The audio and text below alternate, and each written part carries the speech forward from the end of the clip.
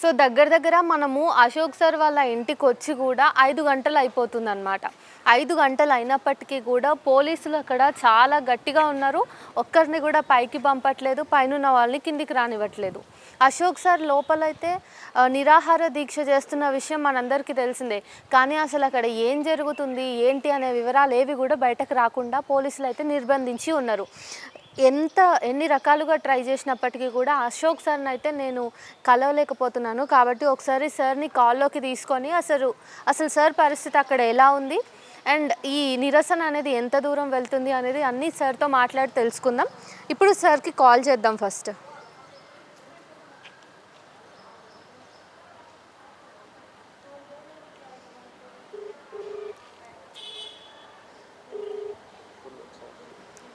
Hello! నమస్కారం sir. నమస్తే అమ్మా. సార్ దిశ టీవీ నుంచి సార్. చెప్పండి మేడం. సార్ పైకి వద్దామంటే పోలీస్ ఎవరు అలో చేయట్లేదు గదా! అయితే అసలు పరిస్థితి పైన అసలు ఎలా ఉంది సార్? నాది ఇవాళ నిరాహార దీక్ష రెండో రోజు కొనసాగుతుందమ్మా. సార్. నేను ఇందిరా పార్క్ దగ్గర దీక్ష చేస్తా అంటే పర్మిషన్లు ఇవ్వలేదు.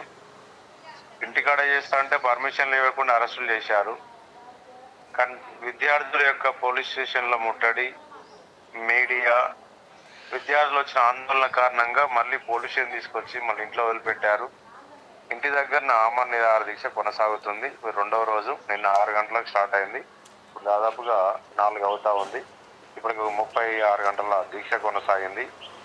ఇప్పుడు ఉన్నటువంటి నేను పెట్టిన డిమాండ్లు గ్రూప్ 2లో 783 నుంచి 2000 పోస్టులు పెంచాలి, 1388 నుంచి 3000కు పోస్టు సంఖ్య పెంచాలని ఒక ప్రధాన డిమాండ్.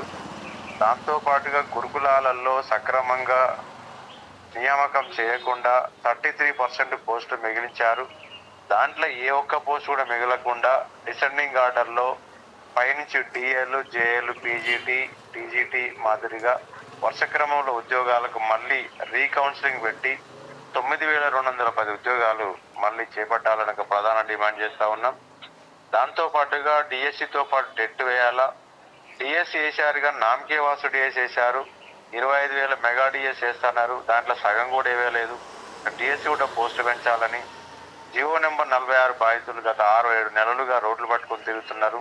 వాళ్ళకు పరిష్కార మార్గం చూపెట్టాలన్న డిమాండ్లతో నా నిరాహార దీక్ష కొనసాగుతుంది. అయితే నాకు నిరసన తెలిపే వ్యక్తి హక్కు ఉన్నప్పటికీ నన్ను పోలీసులు మాత్రం అష్టదిగ్బంధంలో నిర్బంధించారు. కనీసం మీడియాని కూడా పైకి రాకుండా అడ్డుకుంటున్నారు.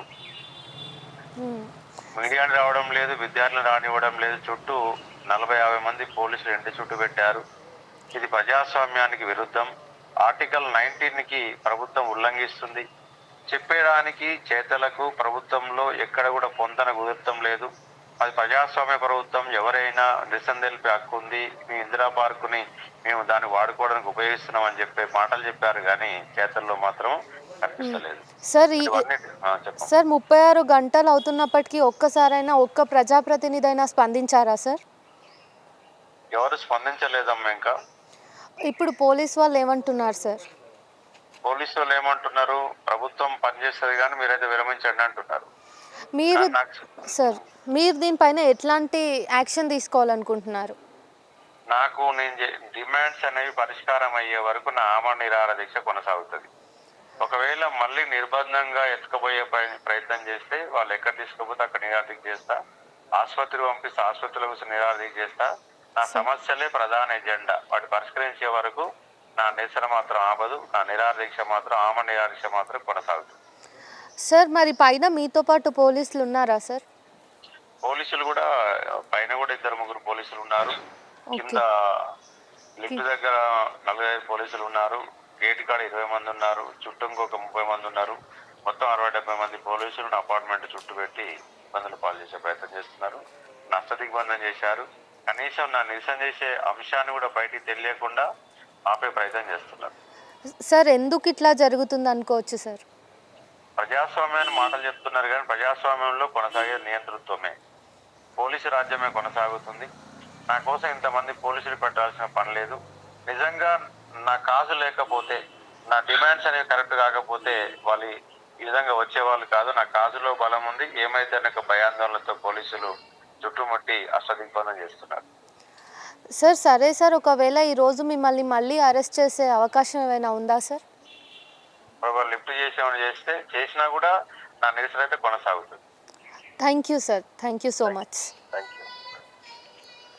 ఇలా ఉంది మరి పైన అశోక్ సార్ పరిస్థితి. చుట్టూ కూడా పోలీసులు ఉన్నారు, ఇంటి చుట్టూ పోలీసులు ఉన్నారు. అపార్ట్మెంట్ వాళ్ళకు కూడా చాలా ఇబ్బందికరంగా ఉంది. కాలనీ వాసులు కూడా ఈ విషయంలో అశోక్ సార్కే మద్దతు తెలపడం ఇక్కడ మనం గమనించాల్సిన విషయం. నిజంగానే సార్ అడుగుతున్న డిమాండ్స్ ఏవైతే ఉన్నాయో అవన్నీ కూడా రాజ్యాంగబద్ధమైనవి, అట్లానే సహేతుకమైనవి కూడా. మరి వీటిని క్లియర్ చేయడానికి ప్రభుత్వం ఎందుకు ఇట్లా చేస్తుందో, మరి ఇంత నిర్బంధ వాతావరణంలో సార్ నిరసనని తెలియజేయాల్సిన అవసరం ఏముందో వాళ్ళకే తెలియాలి. టచ్లో ఉందాం. ఇంకా ఎలాంటి విషయాలు జరుగుతాయి ఇక్కడ, మరిన్ని అన్ని అంశాలని కూడా మీ ముందుకు తెచ్చే ప్రయత్నం చేస్తుంది దిశ టీవీ.